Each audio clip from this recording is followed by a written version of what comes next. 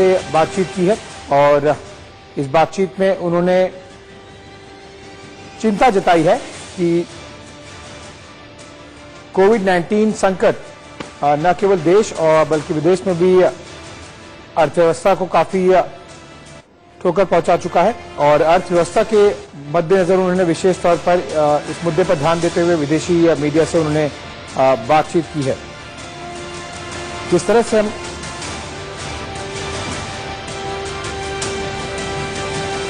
और इस पर और ज्यादा जानकारी के लिए हमारे साथ में मेरे सहयोगी यतेंद्र जुड़ चुके हैं। यतेंद्र, क्या मकसद था आरएसएस का विदेशी मीडिया से इस बारे में बात करना? क्या कोई मैसेज पहुंचाने की कोशिश की जा रही है विदेशी सरकारों को?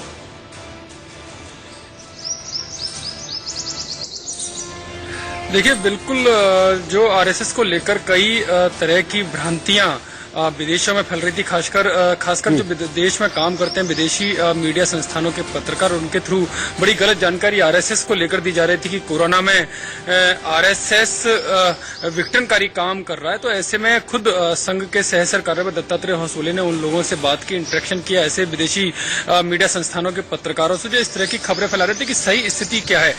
पूरी कोरोना में जिस तरह से संघ ने सेवा कार्य किए और यहाँ तक कि अगर आंकड़ों की मैं बात करूं तो सबसे ज्यादा सेवा करने का रिकॉर्ड आरएसएस ने बनाया है। जो अगर भारत के हिसाब से देखें तो 7 राज्य, 8 प्रदेश और 7 केंद्र शासित राज्यों की जितनी जनसंख्या है, जितना काम वहां की राज्य सरकारों ने किया, उससे ज्यादा राशन किट तो संघ ने अकेले अपने दम पर पहुंचा दिए। तो इस तरह की जानकारी। और वहीं अगर विदेशों की बात करें तो कई सारे देशों के नाम लेकर के इतनी उनकी जनसंख्या नहीं है जितनी ज्यादा राशन किट संघ ने इस दौरान पहुंचाई। और केवल राशन किट पहुंचाने का काम नहीं, संघ के स्वयं सेवक बिना किसी जात के, बिना किसी धर्म के भेदभाव के काम कर रहे हैं और हर फील्ड में, चाहे वो राशन किट पहुंचाने के साथ साथ डोनेशन का काम हो या आरोग्य से संबंधित हुए हर फील्ड में, चाहे वो वनवासी क्षेत्रों में जो आदिवासी क्षेत्र है वहां पर ऑनलाइन एजुकेशन की व्यवस्था संघ के स्वयंसेवकों द्वारा की जा रही है। जो महिलाओं लॉकडाउन की स्थिति में जो कोर्ट बंद है और ऐसे में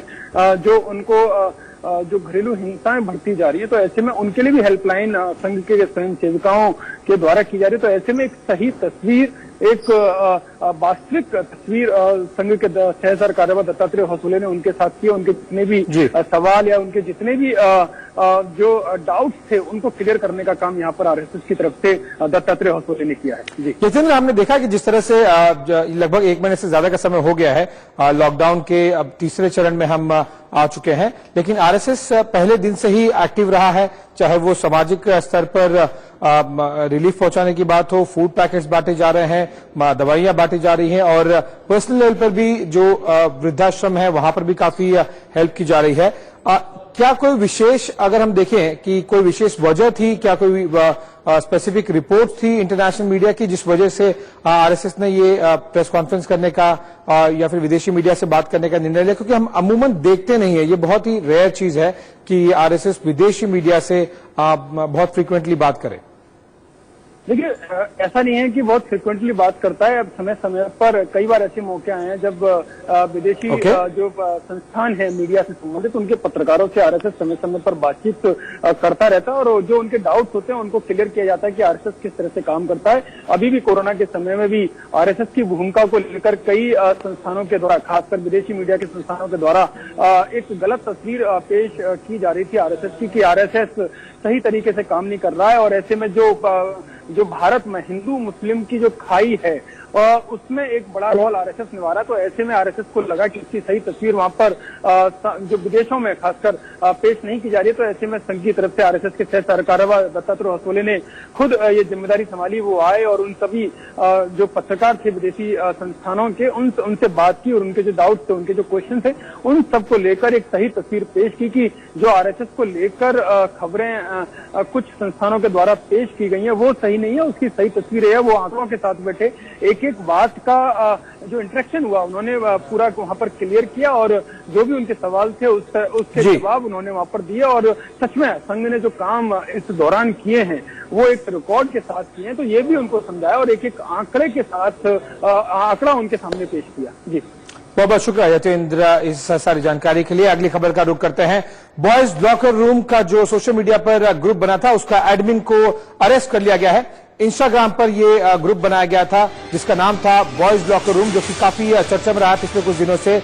4 मई को एक ग्रुप का सदस्य अरेस्ट हुआ था और अब इस ग्रुप का जो कि इंस्टाग्राम सोशल मीडिया प्लेटफॉर्म है वहां पर बनाया गया था, उसका एडमिन मतलब कि जिसने ग्रुप की शुरुआत की थी और जो ग्रुप को कंट्रोल करता था उसे अरेस्ट कर लिया गया है। पिछले 3 से 4 दिनों से हमने देखा था कि लगातार न केवल सोशल मीडिया में बल्कि लोगों में भी, घरों में भी, फैमिलीज में भी इस तरह की बात हो रही थी कि कई ऐसे ग्रुप्स हैं जो कि भद्दी और अश्लील बातें कर रहे हैं एक सोशल मीडिया ग्रुप बनाकर इंस्टाग्राम पर, और उसी के मद्देनजर कई एफआईआर भी रजिस्टर हुई थी, जिसके बाद में पुलिस ने कार्रवाई कर पहले एक सदस्य को गिरफ्तार किया, फिर अब इंस्टाग्राम पर बनाए गए इस बॉयज लॉकर रूम ग्रुप के एडमिन जो थे उसको अरेस्ट कर लिया गया है। ज्यादा जानकारी के लिए हमारे साथ मेरे सहयोगी आदित्य नायर जुड़ गए हैं।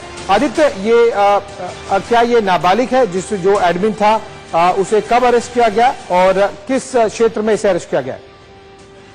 जो एडमिन ग्रुप था उसको जो अरेस्ट किया गया है वो अभी बताया यही जा रहा है कि वो जब ये ग्रुप शुरू हुआ था तब वो नाबालिग था। अब उसकी उम्र का असरतीन किया जा रहा है। अभी पता लग रहा है लोगों को कि क्या उसकी उम्र रही है। और अगर बात ये करें तो ये ग्रुप में कहीं न कहीं करीबन 30 से 35 ऐसे मेंबर्स थे, 30 से 35 सारे मेंबर्स को एक करके अब ट्रैक किया जा रहा है और इन ट्रैक करने के साथ साथ बहुत बहुत शुक्रिया आदित्य। तो हमने जैसे आपको बताया कि ये पहले एक सदस्य को गिरफ्तार किया गया था 3 दिन पहले और अब उस ग्रुप के एडमिन को अरेस्ट कर लिया गया है। अब जैसे ही पुलिस आगे इन्वेस्टिगेशन करेगी, हो सकता है कि कुछ और जो मेंबर्स थे इस ग्रुप में सोशल मीडिया इंस्टाग्राम प्लेटफॉर्म पर, जिन्होंने बॉयज लॉकर रूम नाम का एक सोशल मीडिया ग्रुप बनाया था और उसमें काफी भद्दी और अश्लील बातें कर रहे थे, उनको उसमें जो ग्रुप मेंबर्स थे बाकी लोगों को भी क्या अरेस्ट किया जाएगा कि नहीं, ये एक बड़ा प्रश्न होगा। किसका क्या योगदान रहा, क्या मंशा रही है और इन सारी जो प्लानिंग थी, इस तरह के जो कॉन्वर्सेशन थे, इस तरह के अश्लील चैट को लेकर उसकी वजह क्या थी, उसके पीछे मकसद क्या था, ये सब कुछ पुलिस के इंटरोगेशन में अब निकल कर सामने आएगा।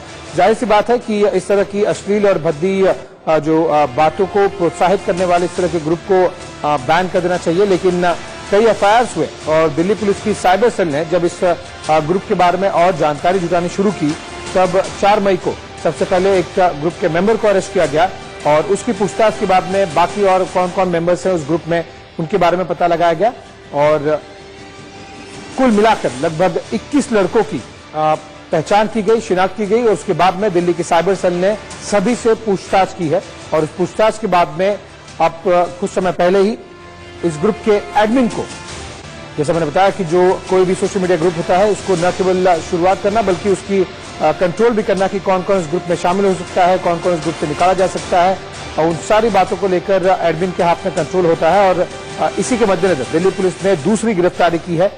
दिल्ली पुलिस की साइबर सेल ने विशेष तौर पर कई जो वुमेन एक्टिविस्ट थी, महिला आयोग ने भी इस पर काफी चिंता जताई थी और उसके बाद में एफआईआर फाइल हुए थे। वक्त हो रहा है छोटे से ब्रेक का। ब्रेक के बाद खबरों का सिलसिला जारी रहेगा। देखते रहिए इंडिया न्यूज।